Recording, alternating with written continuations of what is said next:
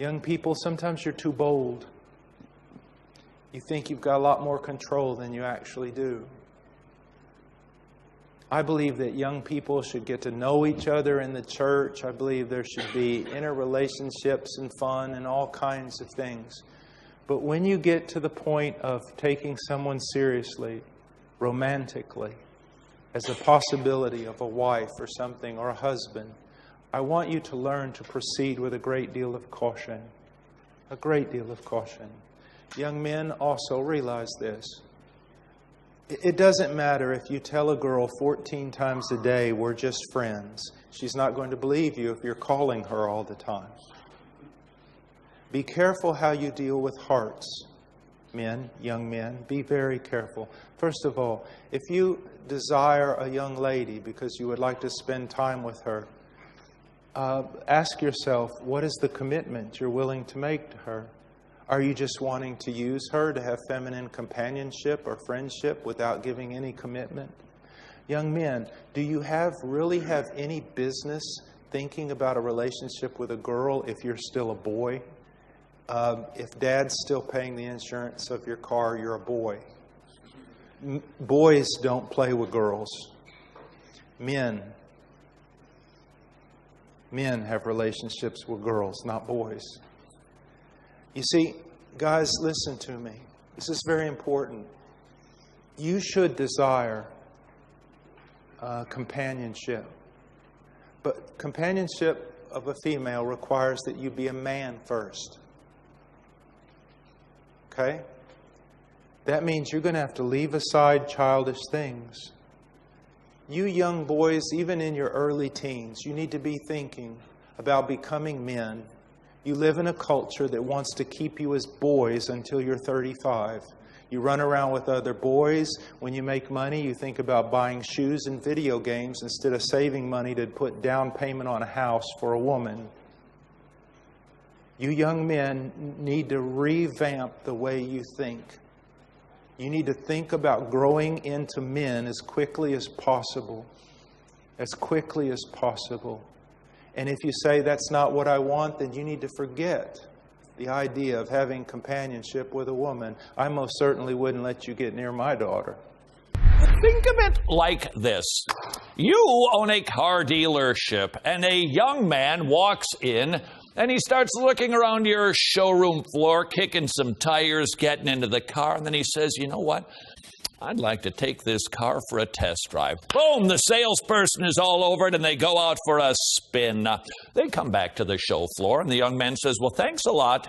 And he skedaddles, but he comes back the next Saturday, kicks some more tires, sits in the car, and takes another car for a test drive. When he returns with the salesperson, he says, adieu. Cut to the next Saturday, and the next Saturday, and the next Saturday. And the young man continues to take a test drive in your expensive vehicles. You instruct the salesperson, is that young man qualified? Can he even purchase this car? And upon asking the young man some fiduciary questions, you discover he's not capable of buying a bicycle, let alone an automobile. Would you, as the owner of some valuable cars, continue to let the young man drive them for fun without any ability to even purchase them? Of course you wouldn't. Young man, my daughter, other men's daughters, more valuable than a car. If you do not have the ability to provide, support, take care of, and protect my daughter, then don't be playing a man, because you are not. Until you have at least jumped over that first hurdle, please, I beg of you on behalf of all dads everywhere, quit test driving our daughters. This is God's daughter. And so, young men, let me encourage you, don't just run with boys, or you'll always be a boy. Run with your dad. If your dad won't run with you, then find some older men who will take you under your wing. Go to school if you feel like you're called to go to school. Work hard. Have some calluses on your hands. Suffer. Make your way in life.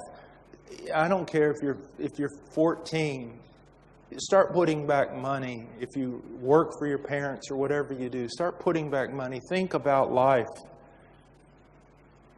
A friend of mine walked up to some of the girls in a church we were in, and they were godly girls, and said, "Well, young ladies, a lot of young guys here in our church. Have you thought about marriage?" And they go, "Well, there's nothing but boys in our church."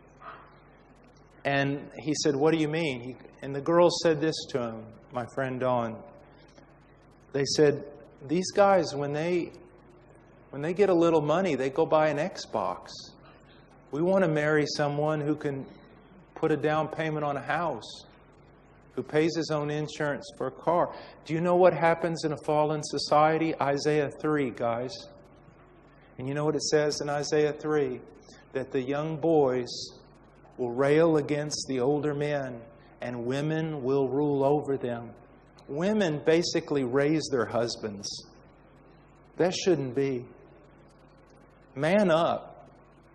Play the man. Be the man. Work. Serve Christ. Be serious. Be sober. Run with men so that you become men. Young ladies, the same goes for you. You want to marry someone who you think, I don't care how beautiful she is. Doesn't matter how beautiful she is. I mean, she's going to get old. My whole point is this, young ladies. I married a woman who I felt could also raise children, that had dignity, that would work, that would stand beside me, that was wise. My wife is my greatest counselor. Okay, you don't want to marry some girl that has no brain. She may be beautiful, but she doesn't have a brain, and she doesn't have any spirituality, and she doesn't learn, and she doesn't care about deep things. Don't marry somebody like that. Marry someone who has integrity, who's a strong woman. She's made herself strong. Her arms are strong.